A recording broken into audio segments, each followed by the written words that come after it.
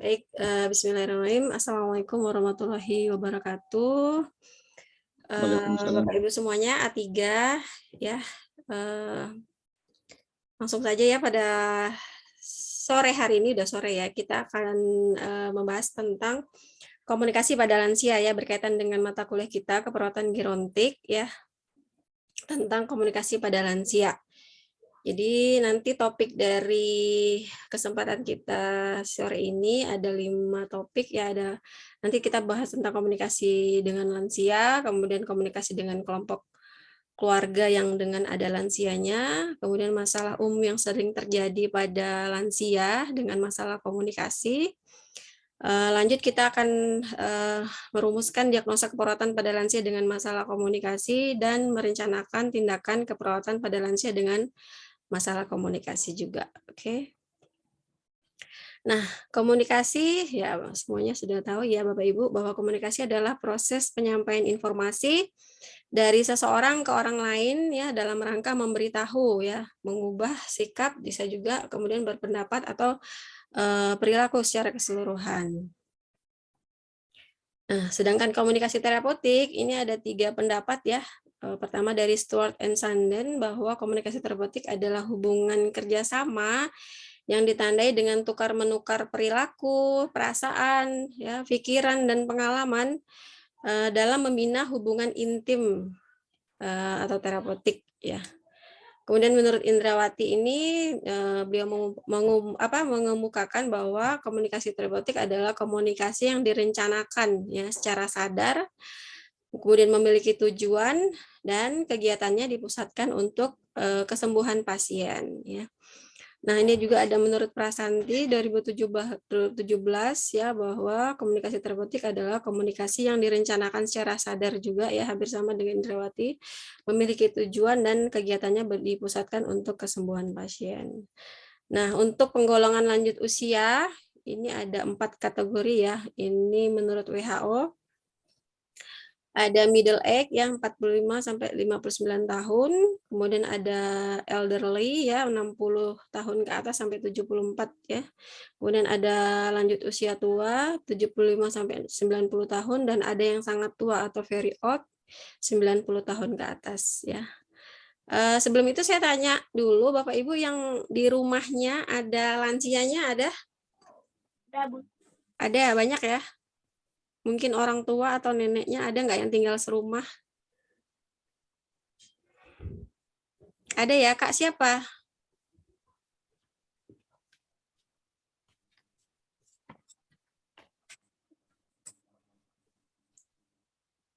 Halo. Ada Bu, orang tua saya. Kak siapa tuh? Kak Windan ini ya?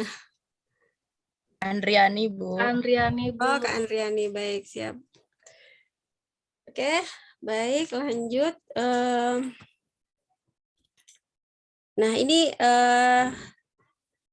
ada sebuah pengamatan ya dari Venus dan Nabila 2016 dalam penelitian mereka yang mengenai pengalaman lansia, ya pengalaman komunikasi terapeutik perawat pada lanjut usia ya, pada pasien lanjut usia ini mereka melakukan pengamatan ya. Jadi pengamatan ya, sebelum mereka melakukan penelitian mereka mengamati di sebuah panti jompo gitu. Jadi ada seorang nenek yang sedang menangis terseduh-seduh gitu ya, sambil menggenggam handphone. Nah, kemudian tiba-tiba ada perawat datang yang menghampiri si nenek tersebut ya. Kemudian dari jarak jauh tuh terlihat bahwa perawat tadi seperti menenangkan lansia gitu ya, lansia tersebut. Jadi menenangkannya dengan cara mengusap-usap punggungnya, ya, kemudian membisikkan kata-kata secara lembut. Nah, tidak berselang lama kemudian terlihat bahwa nenek tersebut sudah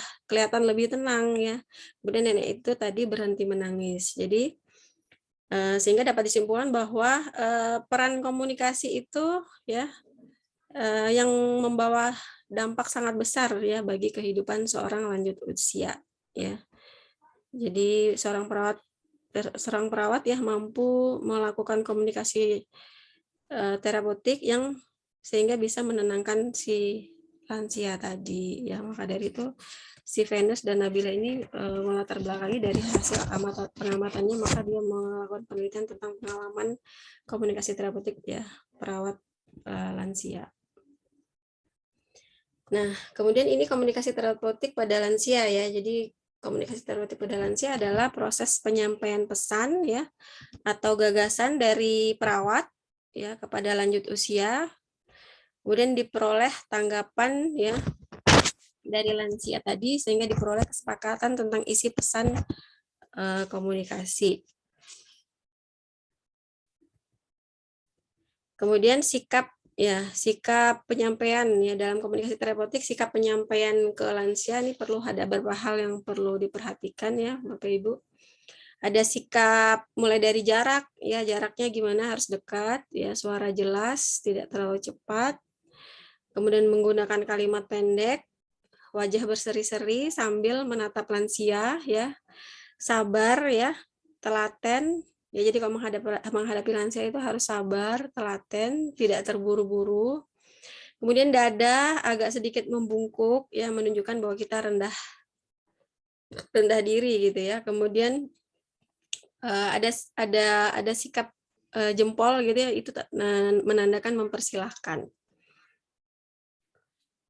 Nah, kemudian lingkungan yang harus mendukung dalam komunikasi terapeutik terhadap lansia ya, jadi harus ada suasana terbuka ya. Bapak Ibu pasti sudah tahu ya suasana terbuka itu seperti apa ya. Kemudian akrab, santai ya, menjaga tetap ramah ya, posisi menghormati dan memahami ya. Berarti sebelumnya kita sudah tahu posisi pasien ini. Jadi namanya komunikasi terapeutik kan pasti ada prainteraksi ya Bapak Ibu ya. Jadi kita sudah lebih dulu memahami kondisi keadaan si lansianya ya. Itu dalam komunikasi terapeutik ya. Kemudian ada juga agar komunikasi dengan lansia tadi itu lancar, maka ada hal-hal yang perlu diperhatikan ya dalam melakukan komunikasi terapeutik ya. Pertama ya menguasai bahan atau pesan yang akan disampaikan. Nah, ini bisa dilakukan perawat ketika prainteraksi ya, persiapan sebelum ketemu pasien. Kemudian menguasai bahasa setempat ya. Berarti kalau ada kendala berarti bisa menggunakan bantuan orang ketiga ya Bapak Ibu ya, kalau tidak bisa menguasai bahasa setempat. Kemudian tidak terburu-buru ya, memiliki keyakinan, bersuara lembut. Nah, Bapak Ibu nih ada nggak yang suaranya tidak lembut? Pasti suaranya lembut semua ya. Percaya diri, ya, ramah dan sopan. Nah, proses komunikasi dengan lansia ini harus memperhatikan beberapa hal ya Bapak Ibu ya. Mulai dari kita perhatikan faktor fisik ya yang dialami pasien, kemudian faktor psikologi, faktor lingkungan ya, untuk menerapkan keterampilan komunikasi yang tepat ya. Jadi gunakan konsentrasi penuh dalam berkomunikasi dengan lansia ya. Jadi perubahan pada lansia juga mengakibatkan lansia mengalami kesulitan dalam komunikasi ya. Jadi kalau ada hambatan di dalam fisik, psikologi dan lingkungan lansia tersebut, maka itu menjadi hambatan lansia ini dalam berkomunikasi.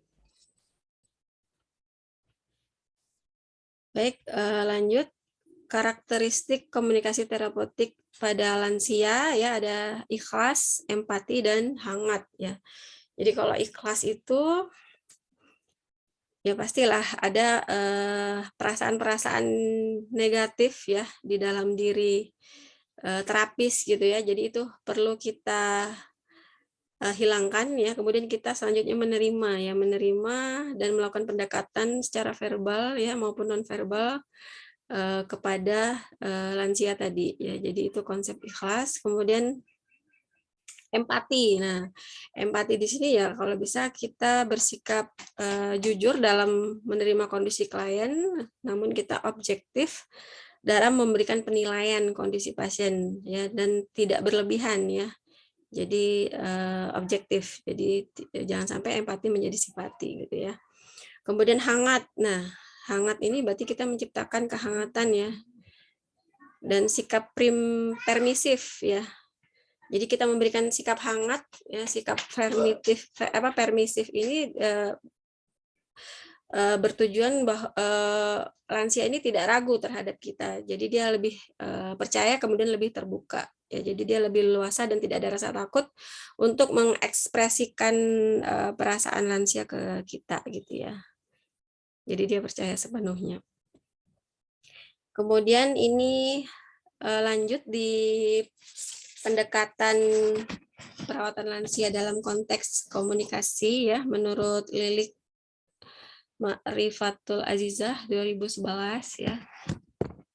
Jadi ada pendekatan spiritual, ya. Pertama pendekatan fisik dulu, ya. Jadi kita pahami dulu apakah si pasien ini ada mengalami gangguan fisik, ya. Biasanya apa yang sering terjadi, yang sering mengganggu komunikasi lansia itu biasanya karena gangguan di pendengaran, penglihatan, gitu ya. Kemudian pendekatan spiritual, ya. Ini biasanya perawat memberikan ketenangan, ya, kepuasan batin, ya, dalam hubungannya dengan Tuhan, ya, hubungannya lansia dengan Sang Penciptanya. Ya, ini disesuaikan dengan agama masing-masing dari lansia tersebut, ya, agama yang dianut. Nah, ini biasanya sering dipakai biasanya untuk pendekatan spiritual ini untuk lansia yang sudah mendekati ajal, ya, Bapak Ibu, ya. Kemudian sosial, ya, pendekatan sosial ini biasanya kita mengadakan diskusi, ya, diskusi tukar pikiran, ya, bercerita, ya. Jadi bercerita juga merupakan salah satu upaya kita perawat dalam pendekatan sosial. Kemudian pendekatan psikologis, ya, ini jadi kita sebagai supporter, ya, motivator, ya, sebagai sahabat, ya. Jadi di sini kita dituntut harus memiliki kesabaran, pendekatan psikologi, gitu ya, Bapak Ibu, ya. Kemudian kita lanjut di ini teknik komunikasi pada lansia, ya. Nah, ini teknik komunikasi pada lansia ini biasa yang pertama ada asertif, ya. Asertif itu menerima, ya, menerima, memahami lansia, ya, peduli, sabar, ya, mendengarkan apa yang lansia sampaikan, kemudian memperhatikan ketika lansia itu bicara, gitu ya, Bapak Ibu, ya. Kemudian yang lanjut responsif, ya. Nah, responsif ini jadi ketika ada perubahan sikap dari lansia sekecil apapun, hendaknya kita mengklarifikasi, ya, tentang perubahan tersebut. Kemudian fokus ini, nah itu kalau fokus ini biasanya kan lansia tuh kalau diajak cerita, ya, biasalah lansia tuh kan kadang paling senang bercerita. Nah, takutnya itu biasanya ceritanya suka ngalor ngidul, ya, kalau orang Jawa bilang ngalor ngidul kemana-mana. Nah, kita harus bisa mengupayakan untuk tetap konsisten, ya, tetap fokus, gitu ya, terhadap komunikasi yang diinginkan, ya. Kemudian suportif, ya, suportif ini biasanya emosinya lansia itu kan kadang tuh labil, ya, karena ada perubahan yang terjadi pada dirinya. Nah, perubahan ini dapat kita sikapi dengan menjaga kestabilan emosi dari lansia tadi, ya. Misalnya kita mengiyakan aja, gitu ya, atau memberikan senyum, ya, atau menganggukkan kepala. Jadi kalau si lansianya lagi emosi jangan kita ini ladenin, tapi kita berikan bagaimana kita menjaga kestabilan emosi dari si lansia tadi, ya. Kemudian klarifikasi, ya, klarifikasi ini kita, ya, kalau ada ini kita klarifikasi, berarti kita mengajukan pertanyaan ulang, ya. Kita ajukan pertanyaan ulang dan memberikan penjelasan lebih dari satu kali, ya, agar maksud pembicaraan itu dapat dimengerti, ya. Jadi klarifikasi. Kemudian sabar dan ikhlas tadi sudah, ya. Kemudian ini lanjut di hambatan komunikasi terapeutik pada lansia. Nah, ini ada non-asertif dan agresif, ya. Nah, yang non-asertif ini seperti menarik diri, ya. Jadi hambatan yang biasa terjadi ketika melakukan komunikasi terapeutik pada lansia itu biasanya lansianya menarik diri, nggak mau diajak bicara gitu ya, lebih sedang menyendiri. Kemudian merasa tidak sebaik orang lain, jadi dia rendah diri ya. Harga diri rendah gitu ya kalau di jiwa ya. Kemudian merasa tidak berdaya ya, tidak berani mengungkapkan keyakinan, ya membiarkan orang lain membuat keputusan untuk dirinya. Pasif ya, pasif berarti dia diam aja gitu ya, nggak mau mulai bertanya, kemudian mengikuti kehendak orang lain ya, berarti tidak percaya diri tadi ya, kemudian mengorbankan kepentingan dirinya untuk menjaga hubungan baik dengan orang lain. Ini merupakan beberapa sikap non asertif ya. Nah, yang kedua nih asertif, agresif ya. Nah, agresif itu sikap yang berusaha mengontrol, dia mendominasi orang lain atau mendominasi lawan bicara ya. Jadi dia maunya lebih menang gitu ya daripada lawan bicaranya. Kemudian agresif ini seperti meremehkan orang lain juga termasuk agresif ya. Jadi kelihatan tuh kalau meremehkan orang lain tuh mimik wajahnya kelihatan ya Bapak Ibu ya. Gimana, ada yang bisa nyontohin nggak? Wajah meremehkan orang lainnya, jadi agak kurang suka gitu ya. Kemudian mempertahankan haknya dengan menyerang orang lain. Ini bahaya juga ya, menyerang orang lain. Jadi nanti bisa jadi PK ya kalau di jiwa ya. Perilaku kekerasan. Kemudian menonjolkan diri sendiri ya. Jadi pengennya dia yang lebih terlihat hebat gitu ya. Kemudian mempermalukan orang lain di depan umum. Nah, ini juga tindakan agresif ya. Nah, ini mempermalukan orang lain di depan umum ini baik dalam perkataan maupun tindakan ya. Ini merupakan sikap agresif dalam komunikasi terapeutik. Oke, lanjut di komunikasi dengan kelompok keluarga dengan lansia. Nah, ini buat Bapak Ibu yang ada lansia di keluarganya ya. Jadi keluarga dengan ada lansia di dalamnya adalah keluarga yang di dalamnya terdapat penduduk lansia atau individu lansia, atau mungkin semuanya lansia semua, jadi suami istri lansia gitu ya, jadi keluarga lansia. Jadi salah satu peran keluarga dalam merawat lansia adalah mempertahankan dan meningkatkan status mental lansia ya. Jadi di dalam keluarga itu kalau ada lansianya sebisa mungkin kita mempertahankan dan kalau bisa meningkatkan status mentalnya ya. Jadi bicara status mental ini berarti kembali lagi ke psikologisnya pasien ya, ke psikologisnya lansia. Jadi keluarga itu merupakan support system ya, support system utama bagi lansia dalam mempertahankan kesehatannya ya. Jadi peran keluarga itu diantaranya adalah yang pertama merawat lansia, kemudian mempertahankan atau meningkatkan status mental lansia, kemudian mengantisipasi perubahan sosial ekonominya lansia ya, dan memberikan motivasi ya. Itu peran keluarga yang ada di lansianya. Jadi sebisa mungkin keluarga itu harus memiliki keyakinan ya bahwa lansia harus dipertahankan kemampuan komunikasinya dan menghilangkan pandangan bahwa lansia sulit diajak berkomunikasi ya. Jadi harus hilangkan pandangan bahwa lansia itu tidak bisa diajak berembuk, tidak bisa diajak bertukar pendapat ya. Jadi itu harus diabaikan. Jadi kalau ada rapat keluarga sih bisa mungkin lansia juga dilibatkan ya Bapak Ibu ya, diajak untuk bermusyawarah ya. Jadi hilangkan bahwa lansia itu tidak perlu diajak berkomunikasi dan tidak memerlukan komunikasi ya dengan orang lain ya, atau jangan sampai kita mengabaikannya ya, karena itu akan mempengaruhi status mental dari lansia tersebut.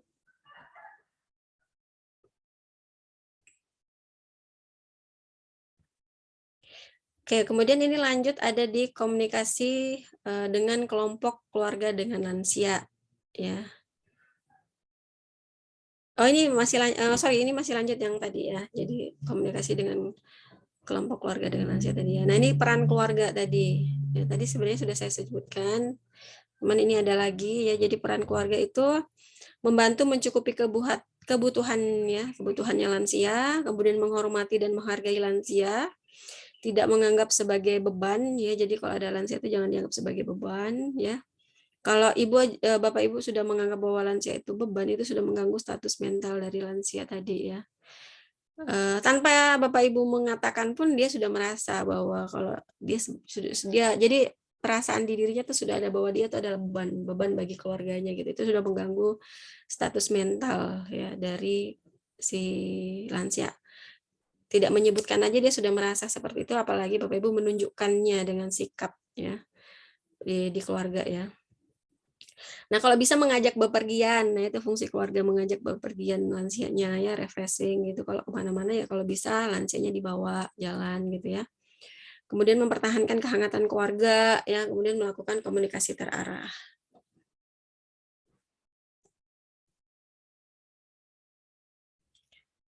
Nah, ini ada masalah umum ya yang paling sering terjadi pada lansia dengan masalah komunikasi ya. Jadi Bapak Ibu meskipun batasan usia sangat beragam untuk menggolongkan lansia ya, namun perubahan-perubahan akibat dari usia tadi bisa diidentifikasikan ya, misalnya ada perubahan pada aspek fisik ya. Jadi masalah umum yang terjadi pada lansia sehingga mengganggu komunikasinya itu biasanya terjadi pada perubahan aspek fisik, kemudian neurologi, sensori, visual, dan pendengaran ya. Ini masalah-masalah yang masalah umum ya yang mengganggu komunikasi pada lansianya. Jadi perubahan-perubahan tersebut dapat menghambat proses penerimaan dan interpretasi terhadap maksud komunikasi ya. Jadi perubahan ini juga menyebabkan lansia mengalami kesulitan dalam berkomunikasi. Nah, kemudian masalah umum lainnya ya yang terjadi pada lansia dengan masalah komunikasi adalah ini gejala penolakan yang sering dilakukan oleh lansia ya. Yang pertama ada perubahan emosi yang sering terlihat ya, berupa reaksi penolakan terhadap kondisi yang terjadi ya. Kemudian tidak percaya terhadap diagnosa atau gejala yang disampaikan oleh petugas kesehatan ya. Jadi dia misalnya dia divonis diabetes gitu, nggak percaya dengan penyakitnya gitu ya. Kemudian mengubah keterangan yang diberikan sedemikian rupa sehingga dianggap keliru ya. Jadi dijelasin apa, ditangkap oleh lansia itu apa ya, akhirnya jadi keliru ya. Kemudian menolak membicarakan perawatannya di rumah sakit. Nah, ini sebenarnya sudah saya rasakan sendiri sih di keluarga saya ya, ibu saya kebetulan juga sudah 67 tahun, berarti udah lansia ya, golongan lansia. Jadi reaksi penolakan ini sudah saya alami ya. Menolak ikut serta dalam perawatan dirinya ya, secara umum ya. Khususnya tindakan yang mengikut sertakan dirinya gitu ya. Kemudian menolak nasihat-nasihat. Ya, jadi saya sering tuh memberikan pemahaman tentang kesehatan ya, tentang nasihat-nasihat kesehatan ya biasanya tuh ya itu ditolak gitu ya. Nggak percaya gitu, nggak percaya, menolak gitu ya. Oke. Nah, ini gimana cara menghadapinya? Jadi ada pertama ya, kenali segera reaksi penolakan dari lansia. Ya, awalnya kita membiarkan dulu penolakan yang disampaikan lansia. Ya, kita biarkan sampai dia beradaptasi ya, menyesuaikan diri dengan penolakannya ya.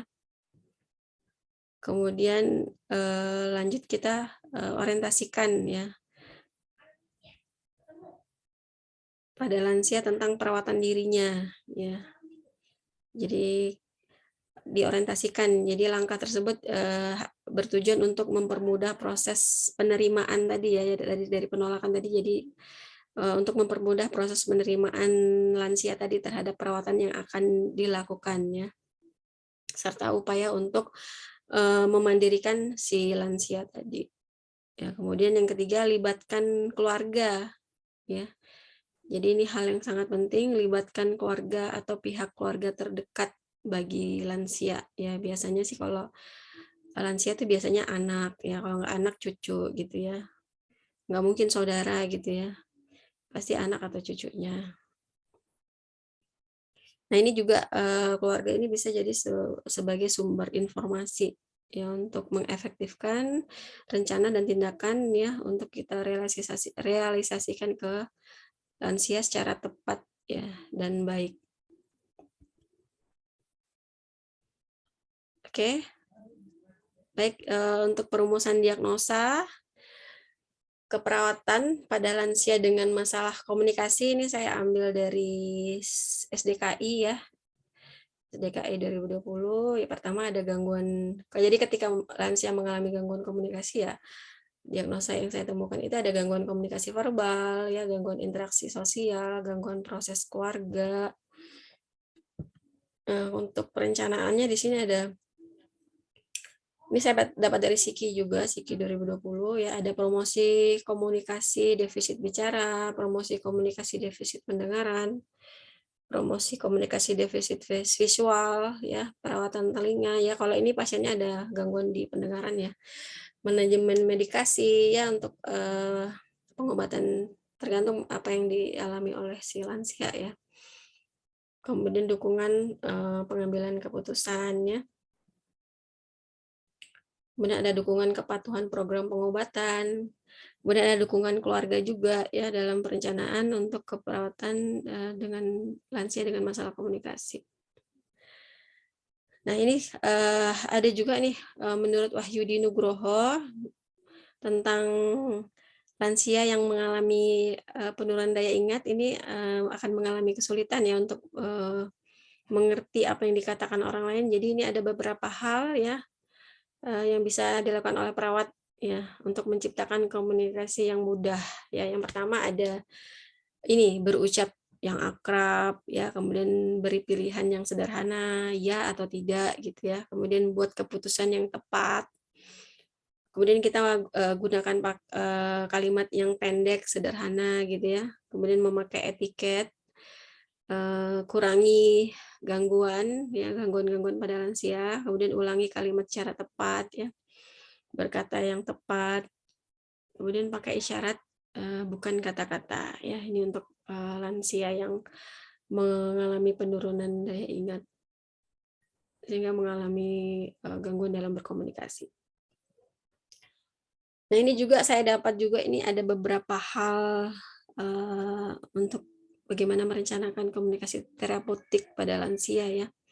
Ini ada perawat yang membuka wawancara dengan memperkenalkan diri ya, jadi ini BHSP ya, dan menjelaskan tujuan dan lama wawancara ya, kontrak waktu ya.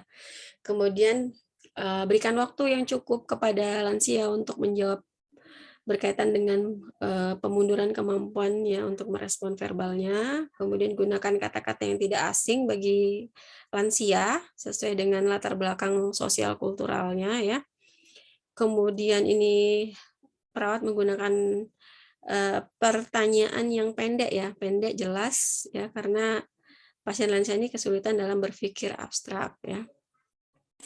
Kemudian perawat harus memperhatikan respon pasien ya dengan mendengarkan secara cermat dan tetap mengobservasi ya. Kemudian perawat tidak boleh berasumsi bahwa pasien itu memahami tujuan dari komunikasi dan tindakan. Jadi tetap sampaikan dulu tujuan dari komunikasi terapeutik kita ya. Kemudian perawat harus cermat dalam mengidentifikasi tanda kepribadian pasien Itu aja ini biar apa? Biar kaya. Kemudian memperkenalkan dukungan dan perhatian dengan memberikan respon nonverbal seperti kontak mata ya. Nah, untuk lingkungan ya harus dibuat senyaman mungkin ya. Kursi dan tempat tidur harus dibuat senyaman mungkin. Kemudian lingkungan harus dimodifikasi sesuai dengan kondisi lansia ya. Misalnya ada yang lansia-lansia sensitif itu ya, sensitif terhadap suara ya.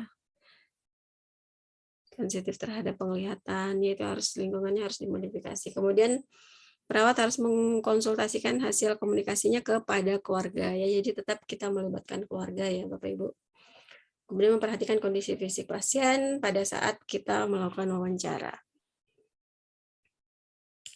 Oke, bagaimanakah strategi berkomunikasi dengan orang yang sudah lansia? Nah, ini ada beberapa tips agar komunikasi efektif bersama lansia ya. Yang pertama ada keraskan suara ya jika perlu ya. Kemudian dapatkan perhatian lansia ya sebelum berbicara. Jadi sebelum mulai bicara kita harus dapatkan perhatiannya dulu, mulai dari mungkin kita tersenyum ya secara nonverbal, atau kita sudah memandang ya, memandang lansia, pasti lansia udah tahu oh orang ini mau mengajak saya berbicara gitu ya. Selalu mulai komunikasi dengan mengecek pendengaran klien ya, pendengaran lansia harus dicek dulu ya, karena ini bertujuan untuk rencana apa selanjutnya harus kita lakukan ya. Kalau ternyata ada masalah berarti apa yang harus kita lakukan. Kemudian atur lingkungan ya sehingga menjadi kondusif ya untuk komunikasi yang baik ya. Kurangi gangguan visual ataupun auditori. Pastikan juga pencahayaannya cukup. Nah, ketika lansia mengalami gangguan ya ingat kelemahannya ya. Jangan menganggap kemacetan komunikasi dengan lansia itu merupakan hasil bahwa kalian tidak kooperatif, bukan ya. Jadi jangan menganggap bahwa kalau lansia itu tidak mengalami hambatan dalam komunikasi terapeutik, maka itu dianggap pasiennya tidak kooperatif, bukan ya. Kemudian jangan berharap untuk berkomunikasi dengan cara yang sama dengan orang yang tidak mengalami gangguan ya. Jadi sebaliknya bertindak sebagai partner ya. Ya, jadi tugas perawat itu adalah memfasilitasi sehingga lansia tadi mau mengungkapkan perasaan dan pemahamannya ya. Bicaranya dengan pelan ya. Matanya ditatap ya, lansianya ditatap matanya, gunakan kalimat pendek dengan bahasa yang sederhana. Kemudian bantu kata-kata dengan isyarat visual. Nah, kalau bisa menserasikan antara bahasa tubuh dengan pembicaraan yang disampaikan ya. Kalau mau menyampaikan hal yang membahagiakan kepada lansia berarti ekspresinya harus tersenyum ceria gitu ya. Kemudian kalau bisa menyampaikan kata-kata dengan ringkas ya, tadi ya harus pendek sederhana tadi ya. Nah, kemudian kita berikan waktu jeda ya. Jadi kalau berkomunikasi dengan lansia harus ada jeda waktu untuk lansia bisa menjawab pertanyaan yang kita berikan. Kalau lansianya ada yang salah ya, jangan ditegur secara langsung, tahan dulu keinginan untuk menegur ya. Jadi kita selesaikan dulu kalimat yang disampaikan oleh lansia. Kemudian jadilah pendengar yang baik ya. Walaupun sih agak sulit ya untuk mendengarkan lansia, kan kadang kalau ngomong suka gitu, ngalor ngidul itu ya. Kemudian jika mungkin sertakan keluarga ya. Sekali lagi keluarga adalah support system utama bagi lansia. Nah, ini ada lagi hal yang perlu diperhatikan saat interaksi dengan lansia ya. Jadi menunjukkan rasa hormat ya kepada lansia, menyebut bapak ibu gitu ya. Kalau misalnya dia punya panggilan kesukaan, boleh dipanggil sesuai panggilan kesukaannya. Hindari menggunakan istilah yang merendahkan pasien ya. Kemudian mempertahankan kontak mata ya. Oke, itu bahasa nonverbal ya. Jadi kemudian yang keempat, pertahankan langkah yang tidak tergesa-gesa ya. Nah, mendengarkan ini adalah kunci komunikasi yang efektif. Kemudian beri kesempatan pasien untuk menyampaikan perasaannya, sudah tadi, berbicara dengan pelan, sudah, menggunakan bahasa yang sudah dimengerti pasien, sudah. dari kata-kata medis ya, karena pasien lansia kalau dia bukan dari background orang kesehatan ya nggak ngerti ya gitu ya. Kemudian menyederhanakan atau menuliskan instruksi. Nah, kalau bisa juga terlebih dahulu kita mengenal sosial kultural dari si lansia, latar belakangnya apa, budayanya apa, apakah dia orang Bugis, Jawa gitu ya. Mengurangi kebisingan saat berinteraksi, tadi sudah ya, memberikan lingkungan yang nyaman gitu ya. Berikan sentuhan hangat, ya tadi seperti menepuk-nepuk punggungnya, menyentuh ya secara lembut ya, sentuhan ringan di tangan, lengan atau bahu ya. Kemudian jangan mengabaikan pasien saat berinteraksi. Nah, jadi tujuan lansia harus selalu diajak berbicara atau selalu diajak berkomunikasi itu pertama adalah untuk menumbuhkan rasa percaya diri ya dari lansia tersebut ya. Percaya terhadap asuhan keperawatan yang kita berikan. Yang kedua, tujuan yang kedua adalah memenuhi kebutuhan lansia akan kasih sayang ya. Jadi lansia itu butuh kasih sayang gitu ya Bapak Ibu. Nah, dari kita selalu mengajak berkomunikasi lansia itu sebenarnya memberi rasa aman, nyaman kepada lansia dalam mengungkapkan perasaannya ya, dia mau apa yang dia pahami ya. Makanya itu penting komunikasi pada lansia. Melatih lansia mengembangkan berbicara ya, mendengar dan menerima rangsangan ya. Jadi dengan berkomunikasi itu kita melatih lansia tersebut ya untuk mengembangkan dia berbicaranya, mendengarnya dan menerima rangsangan dari kita gitu ya.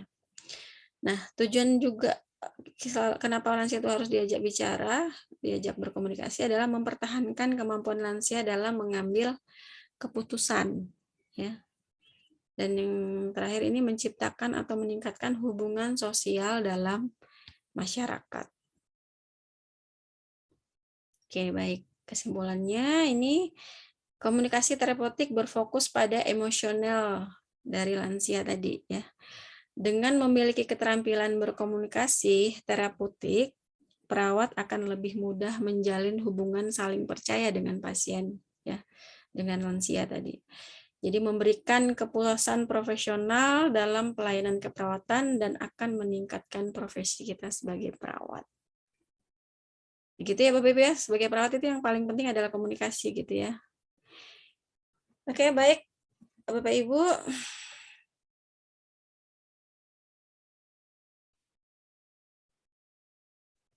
Kecepatan atau kelambatan? Atau bikin ngantuk?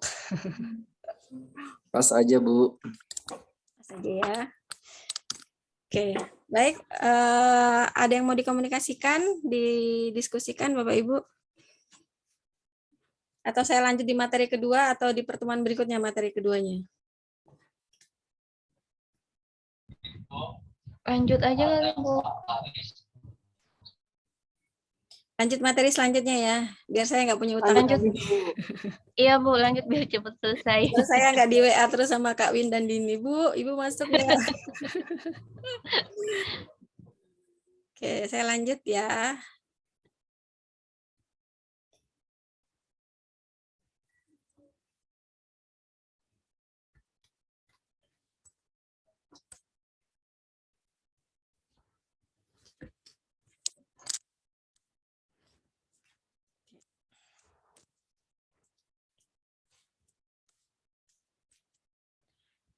Baik, Bapak Ibu, materi selanjutnya yaitu keperawatan gerontik ya. Nah, topik dari keperawatan gerontik ini ada 6 nanti ya yang akan saya sampaikan. Pertama ada landasan hukum penanganan kasus lansia, kedua ada pengertian keperawatan gerontik, fokus dan tujuan keperawatan gerontik, tren dan isu keperawatan gerontik, fungsi dari perawat gerontik, dan yang terakhir proses keperawatan gerontik ya. Kalau bicara proses keperawatan berarti ada pengkajian, diagnosa, perencanaan, pelaksanaan, dan evaluasi. Oke, pertama landasan hukum penanganan kasus lansia ya. Jadi untuk penanganan kasus lansia ini sudah ada landasan hukumnya. Kenapa lansia ini harus diperhatikan ya, harus dipedulikan ya. Jadi ini ada berdasarkan Undang-Undang Dasar tahun 1945 pasal 27 ayat 2 dan pasal 34 ya. Kemudian yang kedua ada Undang-Undang Nomor 9 tahun 1960 tentang pokok-pokok kesehatan, ya. Ada di bab 1 pasal 1 ayat 1. Kemudian Undang-Undang Nomor 4 tahun 1965 tentang pemberian bantuan penghidupan orang tua, ya. Kemudian ada Undang-Undang Nomor 6 tentang ketentuan pokok kesejahteraan sosial. Kemudian ini ada program PBB ya tentang lanjut usia, anjuran Kongres Internasional di Wina tahun 1983.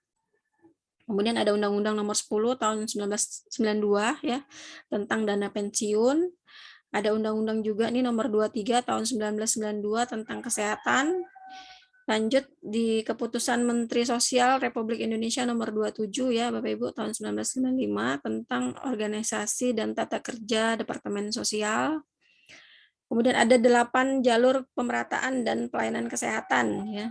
Kemudian ini ada Hari Lanjut Usia Nasional yang dicanangkan oleh Bapak Presiden tanggal 29 Mei tahun 1996 di Semarang. Kemudian ada Undang-Undang Kesejahteraan Nomor 13 tahun 98 tentang kesejahteraan lanjut usia. Ada Tahun Lanjut Usia Internasional yang dimulai tahun 1999 ya. Kemudian sasaran WHO tahun 2000. Nah, silakan Bapak Ibu nanti landasan hukum ini nanti searching sendiri ya di internet. Kalau penasaran apa aja isinya, silakan Bapak Ibu search ya. Nanti saya sampaikan apakah keluar di ujian atau enggak, tapi sepertinya enggak usah ya, enggak perlu ya.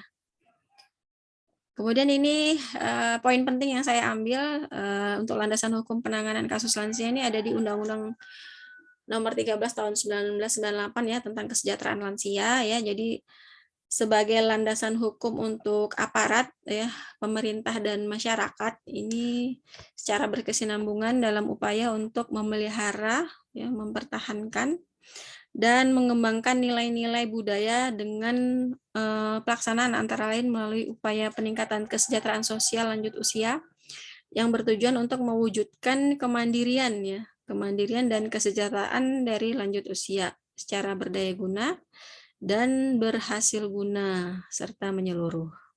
Gitu ya Bapak Ibu.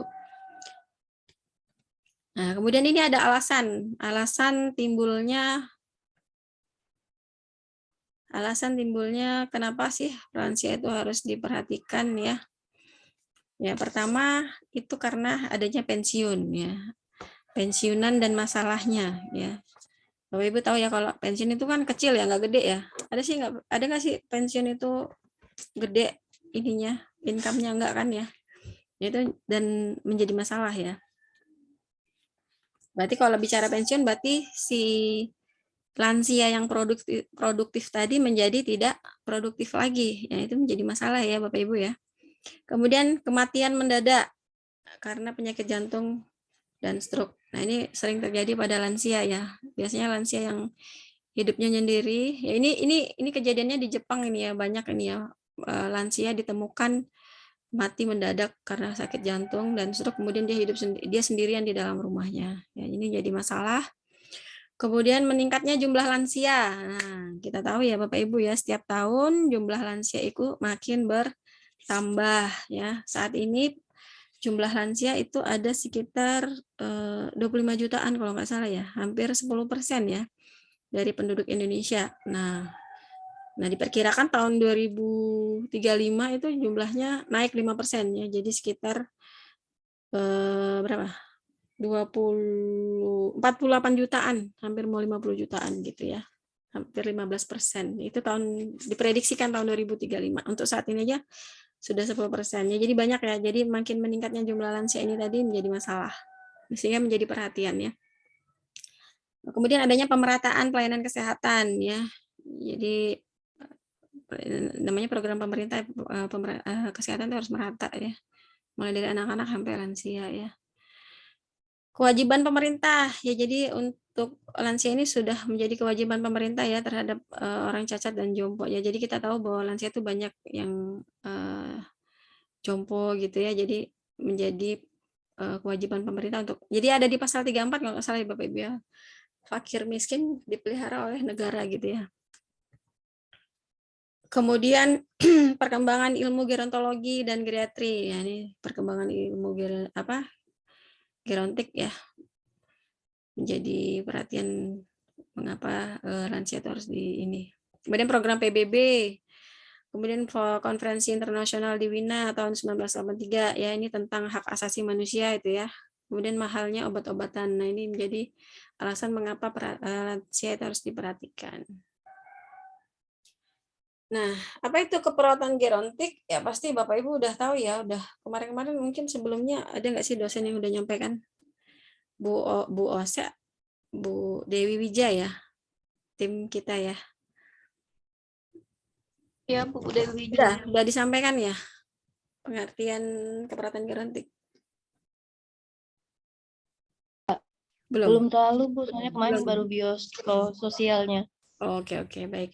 Nah, ini ada 3 pendapat nih yang disampaikan definisi dari keperawatan gerontik ini menurut Undang-Undang Republik Indonesia Nomor 38 Tahun 2014 bahwa pengertian keperawatan gerontik itu adalah suatu bentuk pelayanan profesional yang didasarkan pada ilmu dan kiat atau teknik keperawatan ya yang bersifat komprehensif terdiri dari bio, psikososial, spiritual, dan kultural yang holistik ya ditujukan pada lansia baik sehat maupun sakit pada tingkat individu, keluarga maupun kelompok dan masyarakat ya.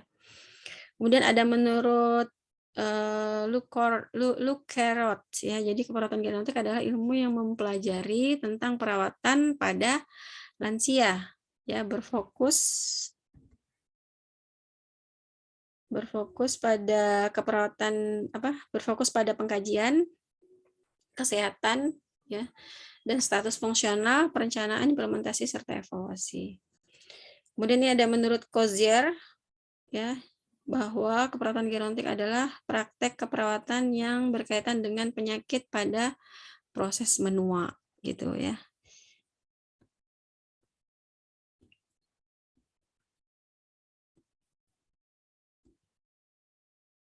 Nah, sehingga bisa disimpulkan bahwa keperawatan gerontik adalah suatu bentuk praktek keperawatan profesional ya yang ditujukan pada lansia baik sehat maupun sakit yang bersifat komprehensif ya terdiri dari bio, psikososial dan spiritual dengan pendekatan proses keperawatan terdiri dari pengkajian, diagnosa keperawatan, perencanaan, pelaksanaan dan evaluasi. Kemudian apa aja fokus dari keperawatan gerontik itu sendiri ya. Jadi fokus keperawatan gerontik itu diawali dari health promotion ya, peningkatan kesehatan pada lansia, pencegahan penyakit pada lansia ya, preventif, mengoptimalkan fungsi mental dari lansia tadi ya, status mentalnya kalau bisa dioptimalkan. Karena berawal dari status mentalnya lansia itulah maka muncul berbagai macam masalah ya pada lansia. Kemudian mengatasi gangguan kesehatan yang umum ya, yang berarti gangguan fisik ya yang terjadi pada lansia. Itu fokusnya ya. Untuk tujuan dari keperawatan gerontik ya, yang pertama itu diharapkan lansia ini dapat melakukan kegiatan sehari-hari secara mandiri dan produktif ya. Ya kalau bisa produktif ya, lansianya mandiri dan produktif ini harapannya ya.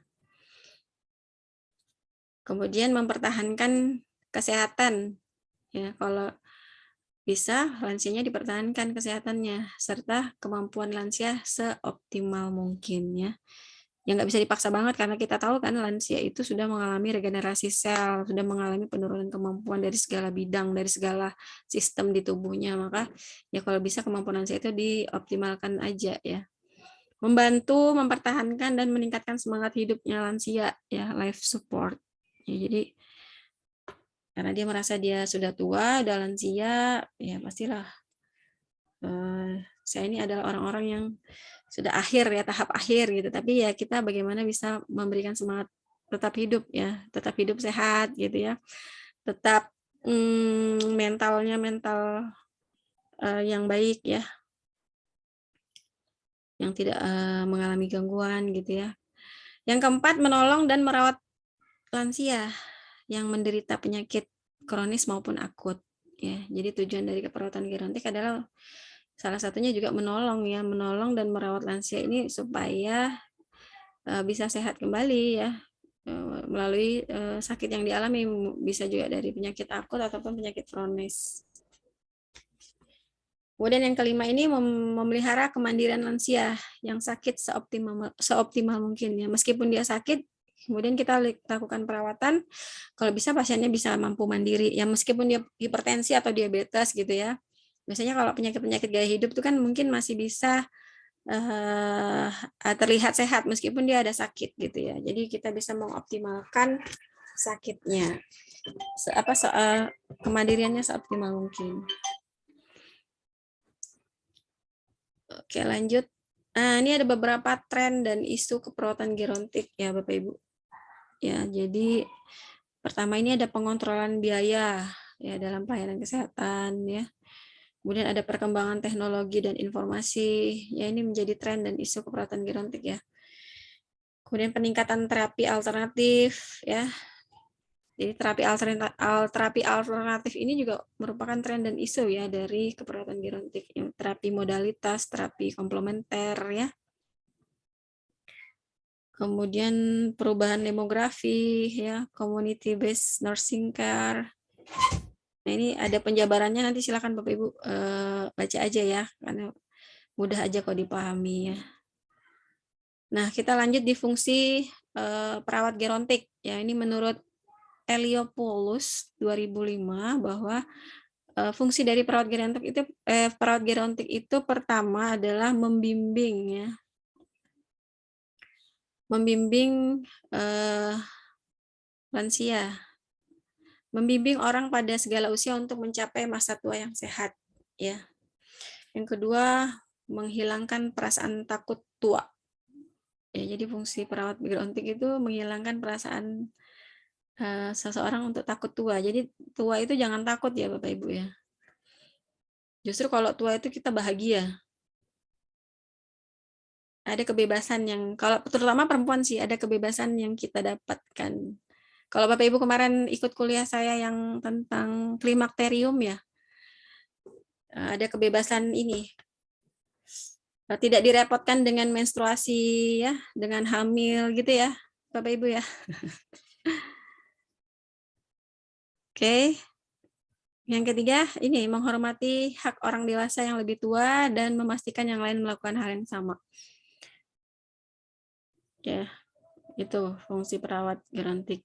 Ya, jadi menghormati hak orang dewasa yang lebih tua dan memastikan yang lain melakukan hal yang sama. Memantau dan mendorong kualitas pelayanan. Kemudian memperhatikan serta mengurangi resiko terhadap kesehatan dan kesejahteraan, mendidik dan mendorong pemberi pelayanan kesehatan, ya. Ya mungkin kedepannya ini mungkin ada ya perawat gerontik ya. Jadi ada pendidikan tersendiri tentang perawat gerontik ya. Belum tahu juga sih, mungkin kedepannya. Sekarang kan sudah ada perawat anestesi tapi udah dihilangkan ya, karena lebih fokus ke perawat secara umum. Kemudian membimbing orang pada segala usia untuk mencapai masa tua yang sehat. Tadi sudah nih ya, mendengarkan semua keluhan lansia dan memberi dukungan, ya, memberikan semangat, dukungan dan harapan pada lansia. Nah, ini juga yang paling penting ya Bapak Ibu, menerapkan hasil penelitian ya dan mengembangkan layanan keperawatan melalui kegiatan penelitian. Jadi hasil penelitian yang sudah dilakukan oleh peneliti-peneliti itu diterapkan oleh perawat gerontik ya, tapi berkaitan dengan lansia gitu ya. Selanjutnya melakukan upaya pemeliharaan dan pemulihan kesehatan.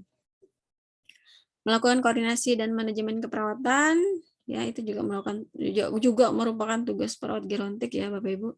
Melakukan pengkajian ya. Nah, ini asuhan keperawatan ya, merencanakan, pelaksanakan dan mengevaluasi perawat individu dan perawatan secara menyeluruh. Kemudian ini ada memberikan pelayanan sesuai dengan kebutuhan, membangun masa depan perawat gerontik untuk menjadi ahli di bidangnya. Nah, ini yang saya bilang tadi, bisa jadi ke depannya ada sekolah perawat gerontik tersendiri ya, secara spesialis ya. Kemudian saling memahami keunikan pada aspek fisik, emosi, sosial, dan spiritual. Untuk saat ini memang sih belum ada ya, spesialis keperawatan gerontik itu belum ada. Ya, kalau dokter aja ada, udah spesialis gerontologi ada. Berarti kedepannya itu ada ya, insya Allah. Kemudian ini mengenal dan mendukung manajemen etika yang sesuai dengan tempat bekerja, memberikan dukungan dan kenyamanan dalam menghadapi proses kematian, ya. Kemudian mengajarkan untuk meningkatkan perawatan mandiri dan kebebasan yang seoptimal.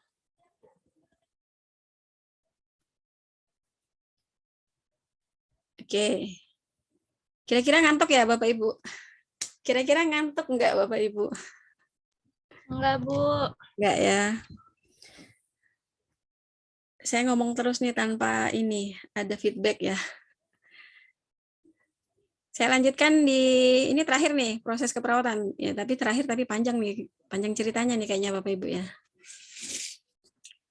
Oke, proses keperawatan gerontik diawali dari pengkajian ya. Nah, tapi sebelum itu kita kategorikan dulu ya Bapak Ibu ya. Jadi untuk memberikan asuhan keperawatan pada lansia kita kategorikan dulu lansia ini termasuk lansia aktif, pasif atau lansia produktif ya. Kalau dia lansia aktif, dia mampu melakukan aktivitasnya sehari-hari secara mandiri, yang mulai dari makan, minum, mandi, bersisir, berpakaian itu mandiri ya. Jadi hygiene daily activity-nya mulai dari hygiene-nya, makan, minumnya, toiletingnya, semuanya itu bisa dilakukan secara mandiri ya. Kemudian sebaliknya lansia pasif dia dibantu ya. Dia dibantu secara sepenuhnya. Nah, ini untuk kalau lansia pasif ini khususnya bagi yang lumpuh ini perlu dicegah agar tidak terjadi dekubitus ya. Berarti harus diperhatikan mika-mikinya ya. Bapak Ibu pasti sudah tahu ya untuk menghadapi pasien yang bed rest total. Nah, yang ketiga lansia produktif ya Bapak Ibu ya. Jadi sebenarnya kalau di keluarga kita ada lansia produktif itu sebenarnya kita bangga ya Bapak Ibu ya. Berarti lansia tersebut sehat, berarti orang tua kita atau nenek kita tuh sehat ya. Karena selain dia sehat, dia produktif. Ya, artinya tuh produktif dia masih bekerja. Kalaupun dia bisa menghasilkan sesuatu, misalnya menghasilkan duit, berarti dia masih bekerja.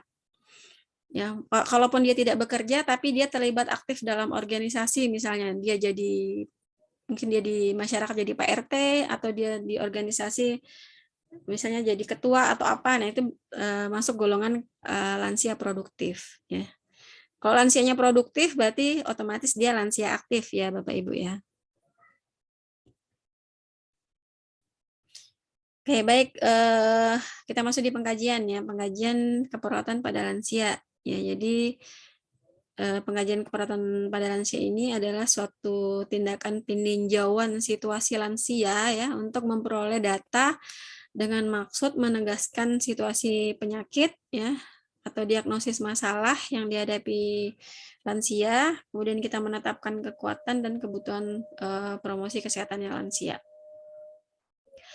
Faktor-faktor yang mempengaruhi pengkajian pada lansia, yang pertama ada internalisasi ya, jadi saling keterkaitan antara aspek fisik, psikologi dan sosial. Ya, intinya terjadi penurunan ya kemampuan mekanisme terhadap stres di masalah psikisnya ya, bisa jadi meningkat masalahnya, kemudian terjadi perubahan pada fisik dari lansia tadi. Kemudian adanya penyakit ya dan ketidakmampuan status fungsional.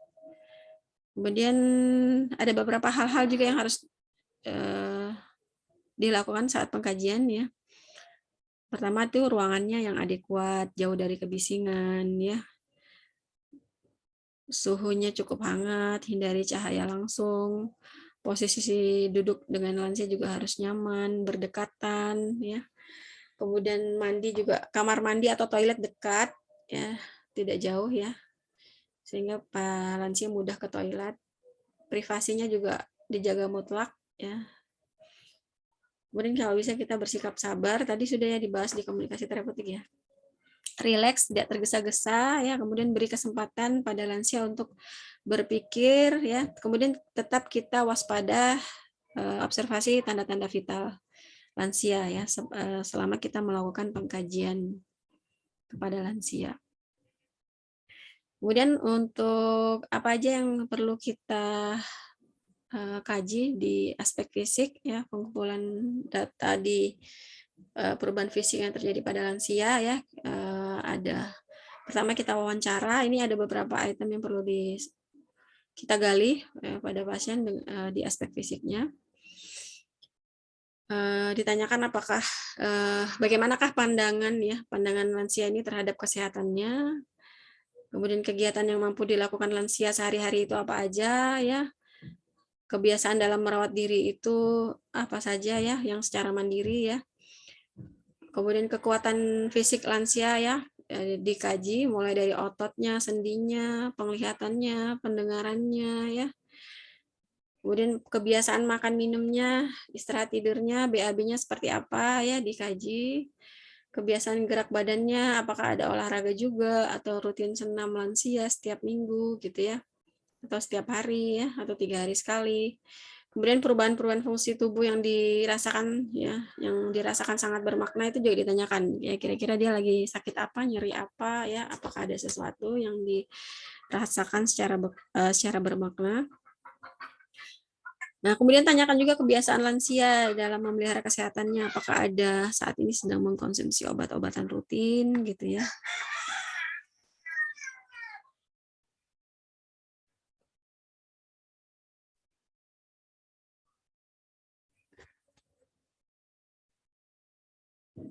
Oke, Bapak Ibu, ini ada azan, kita ini sejenak ya.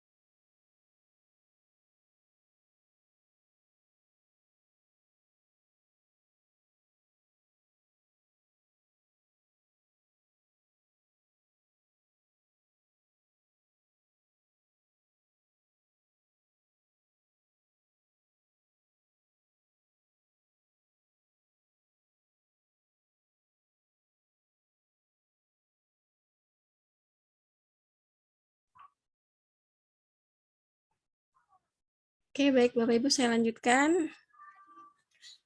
Di pengkajian berikutnya ya, di pengumpulan data selanjutnya itu pemeriksaan fisik ya. Jadi kalau bicara pemeriksaan fisik berarti kita melakukan inspeksi, palpasi ya, auskultasi, perkusi ya, untuk mengetahui perubahan sistem tubuh pada lansia. Ini ada ada 8 sistem di sini, ada sistem sarafan ya, mata, ketajaman pendengaran, sistem kardio, ya, gastrointestinal, genitourinaris, kulit, integumen, dan sistem muskuloskeletal. Kemudian untuk perubahan psikologi ya, data yang perlu dikaji, ini juga ada 8 poin ya. Pertama, ini ada kita tanyakan juga bagaimana sikap lansia terhadap proses penuaan yang dihadapi saat ini ya. Takutnya dia negatif ya, takutnya tanggapannya negatif ya. Kemudian apakah dirinya merasa dibutuhkan atau tidak ya, apakah optimis dalam memandang suatu kehidupan, bagaimana mengatasi stres yang dialami ya, ketika mengalami stres itu gimana dia menghadapinya. Kemudian apakah mudah dalam menyesuaikan diri, apakah lansia sering mengalami kegagalan ya, itu perlu juga dikaji ya Bapak Ibu dalam perubahan psikologis di lansia. Apakah harapan pada saat ini dan yang akan datang ya, itu perlu juga diketahui oleh perawat ya. Kemudian perlu dikaji juga mengenai fungsi kognitifnya ya, mulai dari daya ingat, proses pikir, alam perasaan, orientasi, kemudian kemampuan dalam menyelesaikan masalahnya dia itu seperti apa ya, berarti copingnya dia kita juga perlu tahu ya Bapak Ibu. Perawat juga penting untuk mengetahuinya. Nah, kemudian ini ada perubahan sosial ekonomi ya yang perlu dikaji.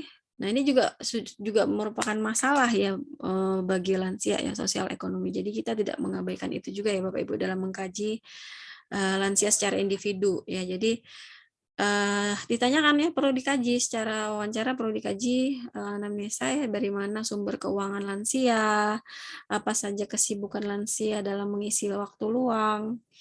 Ya, apakah dia punya kegiatan di luar rumah ya, apa dia terlibat dalam organisasi dan sebagainya, seperti itu ya. Berarti kalau ada, berarti kan kita menilainya sosialnya bagus ya. Kemudian dengan siapa dia tinggal, apakah dengan istrinya saja sama-sama lansia ya, atau dengan anaknya. Ya, biasanya kan lansia juga banyak tuh yang hidup sampai tua bersama pasangannya sehat gitu ya. Jadi tinggalnya cuma berdua di rumah. Kegiatan organisasi apa yang diikuti lansia saat ini dan selama ini ya, bagaimana pandangan lansia terhadap lingkungannya, seberapa sering lansia berhubungan dengan orang lain di luar dari ini,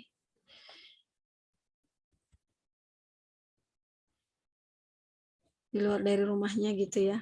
Kemudian siapa saja yang sering mengunjungi lansia tersebut, apakah anak atau cucunya sering mengunjungi, itu biasa bisa jadi gangguan status mental lansia ya, kalau tidak sering dikunjungi oleh anaknya, dia kan merasa sedih ya, tidak diperhatikan, diabaikan gitu ya, itu masalah-masalah status mental lansia. Seberapa besar ketergantungannya ya, maksudnya yang dia kondisi fisiknya ini, apakah dia ketergantungan atau dia bisa mandiri. Apakah dapat menyalurkan hobi ya, jadi ada lansia produktif kan yang bisa melakukan hobinya, nah, itu juga bagus ya Bapak Ibu. Jadi kita juga perlu tahu apakah saat ini posisinya lansia masih menyalurkan hobinya atau keinginannya ya dengan fasilitas yang ada. Nah, kemudian kaji juga perubahan spiritual ya yang dialami lansia. Yang perlu dikaji itu yang pertama, apakah dia secara teratur melakukan ibadah ya sesuai agama yang dianut ya. Kemudian apakah secara teratur mengikuti atau melibatkan aktif dirinya dalam kegiatan keagamaan ya. Kalau Islam mungkin pengajian ya, sholat Jumat gitu, apakah masih aktif ya. Menyantuni anak yatim, fakir miskin ya. Kalau di agama lain mungkin rajin ke gereja gitu ya.